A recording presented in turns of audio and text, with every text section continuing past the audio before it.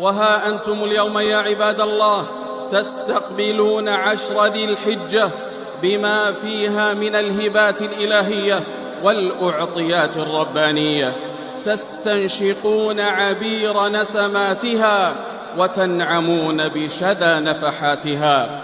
هي أعظم الأيام عند الله فضلا وأعلاها شأنا وأكثرها أجرا.